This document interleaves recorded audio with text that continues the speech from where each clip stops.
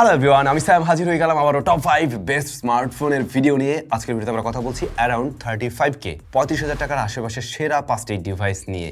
এবং আজকের ভিডিওতে খুব স্পেশাল কিছু ডিভাইস রয়েছে। যারা গেমার, যারা ক্যামেরার জন্য যাচ্ছেন, সবাইকে কানেক্ট করা যাবে আশা করছি। তবে শুরুতেই বলবো, এই আনঅফিসিয়াল মার্কেটের ডিভাইসগুলোর দাম ডে টু ডে চেঞ্জ হয়। আমার এই স্ক্রিপ্টটা আরও প্রায় 1.5 সপ্তাহ আগে করা ছিল, এখন কিছুটা চেঞ্জ হতে পারে। আপনারা অবশ্যই আমাদের স্পন্সরদের সাথে একটু যোগাযোগ করে নেবেন। আচ্ছা, বাজেট মোটামুটি যদি 36,000-এর আশেপাশে থাকে, সেক্ষেত্রে আপনারা রেডমি K80 এর 12/256GB ভ্যারিয়েন্টটা পেয়ে যাচ্ছেন, যে ডিভাইসটাতে আমরা OLED প্যানেল দেখতে পাই এবং সেখানে 120 হার্টজ হাই রিফ্রেশ রেট পাওয়া যাবে। H10+ এর সাপোর্ট রয়েছে, 3200 নিটস পর্যন্ত পিক ব্রাইটনেস দিতে পারে। Corning Gorilla Glass 7i protection করে এই ডিসপ্লেটাকে। ফোনটার দাম অনুযায়ী ডিসপ্লেটা একের আছে ভাই, ঠিক আছে।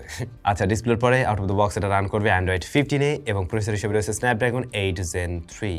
কেমনে কি 8 Gen 3 এই দামে? I don't know. UFS 4.0 হলো গিয়ে স্টোরেজ টাইপ। এটা এই প্রাইস পয়েন্টের চাইতে বলতে পারেন পারফরমেন্সের দিক থেকে সেরা ডিল রাইট নাও দাঁড়িয়ে। আচ্ছা, এরপরে ক্যামেরা সেকশনে আমরা 50 মেগাপিক্সেলের মেইন শুটার দেখি, 8 মেগাপিক্সেল আলট্রা ওয়াইড শুটার দেখি এবং 20 মেগাপিক্সেলের ফ্রন্ট ফেসিং ক্যামেরা রয়েছে। ক্যামেরাটা একটা ডিসেন্ট আউটপুট দিতে পারে। 35K প্রাইস পয়েন্টে আপনি আরও যে ডিভাইসগুলো পান তাদের সাথে কম্পেয়ার করতে পারবেন, বা সিমিলার জায়গায় হয়তো থাকবে, একটু দুই একটা থেকে পিছিয়ে পড়বে, বাট মানে তাদের থেকে একেবারে এগিয়ে থাকছে এরকম না। বরং চয়েস করতে চাইলে আমি বলবো পারফরমেন্সের দিকটা দেখে আপনি চয়েস করতে পারেন। স্টেরিও স্পিকার আছে, 6550 mAh এর ব্যাটারি রয়েছে এবং 90 ওয়াটের চার্জিং সিস্টেম সাপোর্ট নেয়, বা বক্সে ওটাও থাকবে আর কি। তো ওভারঅল সবকিছু মিলে খুবই দারুণ কম্বো। এই ফোনের দাম আরও বেশি ছিল, এখন অনেকটা কম দামে পাওয়া যাচ্ছে আর কি। তো এই পাওয়ারফুল ডিভাইস স্পেশাল প্রাইস আপনারা পেয়ে যাবেন SMS গ্যাজেটে। তাদের সব ঢাকার বাইরেও রয়েছে, এমনকি আপনি অনলাইন থেকেও পারচেস করতে পারবেন।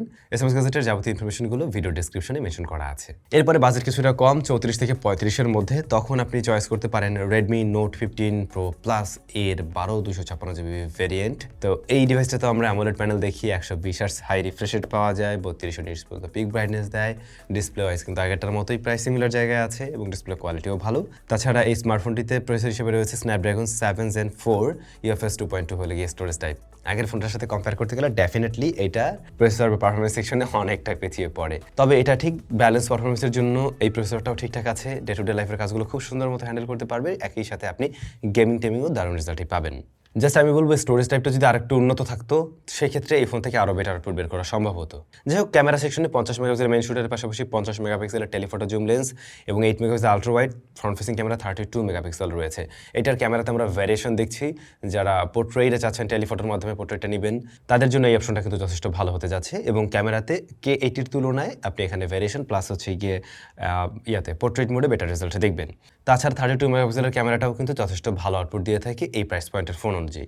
আর স্মার্টফোনটিতে 7000 mAh এর ব্যাটারি অ্যান্ড 90 ওয়াটের চার্জিং সিস্টেম রয়েছে বক্সেই। তো এই কম্বো বেশ বড়সড় এবং ব্যাটারি ব্যাকআপ প্লাস চার্জার ঠিক আছে একদমই। এবার বাজেট যদি আপনার অ্যারাউন্ড 35,000 টাকা হয় বা 35 থেকে 36-এর মধ্যেই হয়ে থাকে, সেক্ষেত্রে আপনি চয়েস করতে পারেন Nothing 3A 8/256GB ভ্যারিয়েন্ট। এবারে র্যামটা একটু আমরা কম পাচ্ছি এখানে। AMOLED প্যানেল আছে, 120 হার্টজ হাই রিফ্রেশ রেট রয়েছে এবং 3000 নিটস পিক ব্রাইটনেস দিতে পারে এই ফোনটাও। এই ফোনের ডিসপ্লেটাও ভালো, তবে একেবারে অন্যান্য ফোনগুলোতে আমরা যেমনটা খুব কালার বুস্টেড করতে দেখি, এইটার ডিসপ্লেটা একটু নিউট্রাল টাইপের কালার দেওয়া ট্রাই করে। আর এই ফোনটার ডিজাইনটা একটু ইউনিক, আপনারা জানেন। সো এই ইউনিকনেস অনেকের কাছেই ভালো লাগবে, অনেকের কাছে আবার ভালো নাও লাগতে পারে। ওইটা টোটালি সাবজেক্টিভ একটা পার্ট। আচ্ছা, ওর পরে যদি আমরা আসি একটু SoC-তে, Snapdragon 7S Gen 3 রয়েছে। এইটা মোটামুটি একটা ডিসেন্ট চিপ এই প্রাইস পয়েন্টের জন্য, যা গেমিংয়ে খুব আহামরি রেজাল্ট না দিলেও মানে এর চাইতেও তো বাঘা খেলোয়াড় গেমিংয়ে রয়েছে এই প্রাইস পয়েন্টে।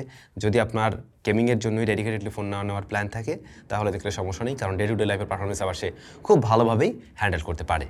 তবে ক্যামেরাতে এসে আপনি ভালো কিছু দেখবেন। 50 মেগাপিক্সেলের মেইন শুটারের পাশাপাশি 50 মেগাপিক্সেলের টেলিফটো জুম লেন্স, যেখানে 2x অপটিক্যাল জুম পাওয়া যাবে এবং 8 মেগাপিক্সেল আলট্রা ওয়াইড শুটার রয়েছে, 32 মেগাপিক্সেলের ফ্রন্ট ফেসিং ক্যামেরা রয়েছে। এটার ক্যামেরা আউটপুট কিন্তু যথেষ্ট ভালো, আসলে এটার ক্যামেরা যথেষ্ট ভালো। এবং যদি আপনি ক্যামেরা সেন্ট্রিক একটা ডিভাইস নিতে চান, দেন অবশ্যই আপনার এই ফোনটা একবার দেখা উচিত হবে। এরপরে বাজেট যদি বাড়ানো সম্ভব হয় 37 থেকে 38,000 টাকার মতো, সেক্ষেত্রে আপনি চয়েস করতে পারেন IQ Neo 10, যে স্মার্টফোনটা বাংলাদেশের জাতীয় স্মার্টফোন হয়েছিল এবং অনেক চলছে। এই ফোনটাতে AMOLED প্যানেল রয়েছে, 144 হার্টজ হাই রিফ্রেশ রেট থাকছে এবং 44 নিটস পিক ব্রাইটনেস রয়েছে। ডিসপ্লে ঠিকই আছে। এরপর Snapdragon 8S Gen 4, এটা যথেষ্ট পাওয়ারফুল একটা চিপ, সেটা আপনি গেমিংয়ের জন্য বলেন অথবা আপনি যদি বলেন এটা দিয়ে ডে টু ডে লাইফের কাজ বাস সব কিছু খুব সুন্দরভাবে হ্যান্ডেল করতে পারবে। আর তাছাড়া এই প্রসেসরটা খুব একটা হিট জেনারেটও করে না। UFS 4.1 হল গিয়ে স্টোরেজ টাইপ, সেই জায়গাও কিন্তু একদমই পারফেক্ট। 7000 mAh এর ব্যাটারি অ্যান্ড 120 ওয়াটের চার্জার। তো এই কম্বোকে আপনি কি করে খারাপ বলেন? ব্যাটারি ব্যাকআপও যথেষ্টই ভালো। আর 50 মেগাপিক্সেলের মেইন ক্যামেরার পাশাপাশি 8 মেগাপিক্সেল আলট্রা ওয়াইড রয়েছে, 32 মেগাপিক্সেলের ফ্রন্ট ফেসিং ক্যামেরা রয়েছে। এটার ক্যামেরা রেজাল্ট কিন্তু যথেষ্ট ভালো যদি আমরা ultra wide and main main camera আর 32 মেগাপিক্সেল ফ্রন্ট ফেসিং ক্যামেরা নিয়ে বলি, তাহলে তো ঠিক আছে। একটা জায়গায় মিসিং আছে, টেলিফটোটা নেই। এই ব্যাপারটা মেনে নিতে পারলে এর ক্যামেরা নিয়েও আপনি সন্তুষ্ট থাকবেন, যদি টেলিফটো আপনার প্রয়োজন ওইভাবে না পড়ে। স্টেরিও স্পিকারও আছে। এই ফোনটা যথেষ্ট ব্যালেন্স একটা ফোন। এটা just not like for gamers or camera, এটা বোথ সাইডকে কভার করে, জাস্ট টেলিফটোটা বাদে ক্যামেরাতে ওইটুক জায়গায় কমতি আছে। এরপরে মোটোরোলার একটা ডিভাইস আপনি দেখতে পারেন, যদি বাজেট কিনা আপনার 37 থেকে 38 হাজার টাকার মতোই হয়ে থাকে। মোটো A60 Pro 8256 জিবি ভ্যারিয়েন্টটা পাবেন। অনেকে একটু স্টাইলিশ, একটু গুড লুকিং, একটু ডিফারেন্ট লুকিং এর ফোন চান, তাদের কাছে হয়তো এই ফোনটা ভালো লাগতে পারে। OLED প্যানেল রয়েছে, 120 হার্টজ হাই রিফ্রেশ রেট আছে এই ডিসপ্লেটাতে, 45 ইঞ্চ স্পিক ব্রাইটনেস দিতে পারে। সো এই জায়গাটাও পারফেক্ট। এসওসি হিসেবে রয়েছে MediaTek Dimensity 8350, UFS 4.0 হলো গিয়ে স্টোরেজ টাইপ। এটা MediaTek এর চিপ হলেও এই ফোনটার পারফরমেন্স কিন্তু মোটামুটি ভালো। এখন পর্যন্ত ম্যাক্সিমাম ফোনেই গেল স্ন্যাপড্রাগনে, এইটা MediaTek দিয়ে আসছে, বাট যথেষ্ট ভালো প্রসেসরই, যেটা দিয়ে আপনি ডে টু ডে লাইফের কাজ তো ভালোভাবেই করতে পারবেন, একই সাথে গেমিং টাইমও টুকটাক করা যেতে পারে। মোটামুটি একটা ব্যালেন্স পারফরমেন্স পাবেন এই ডিভাইসটা থেকে। UFS 4.0 স্টোরেজ টাইপ হওয়াতে আপনি রিড রেট স্পিডও ভালো পাচ্ছেন। 6000 mAh ব্যাটারি, 90 ওয়াটের charging system and 15 watt wireless charging system support নেয়। অনেকে আছে একটু মানে মিড রেঞ্জের মধ্যে একটু প্রিমিয়াম কিছু ফিল চায়, তাদের ক্ষেত্রে এটা অনেক সময় ভালো লাগার কথা। 50 মেগাপিক্সেলের মেইন ক্যামেরা, 10 মেগাপিক্সেলের telephoto and 50 megapixel ultra wide and front facing ক্যামেরাও 50 মেগাপিক্সেল। যারা একটু ক্যামেরা সেন্ট্রিক ডিভাইস চান, ক্যামেরাতে ভ্যারিয়েশন থাকা চাই, টেলিফটো থাকা চাই, ফ্রন্ট ফেসিং ক্যামেরাটা বড় থাকা চাই এবং আসলে রেজাল্ট ভালো হওয়া চাই, তারা এই ফোনটাকে দেখতে পারেন। এটার পারফরমেন্স অ্যান্ড ক্যামেরা ওয়াইজ বেশ ব্যালেন্স একটা প্যাকেজ কিন্তু। সো এই ডিভাইসগুলোর মধ্যে আপনাদের কোনটা ভালো লেগেছে অবশ্যই কমেন্ট করে জানাবেন, এবং টপ 5 এর ধারাবাহিকতা বজায় থাকবে। এরপরে আপনারা আবার 40 কেও পাবেন। সো স্টে টিউন, ভালো থাকুন, দেখা হচ্ছে নতুন ভিডিওতে।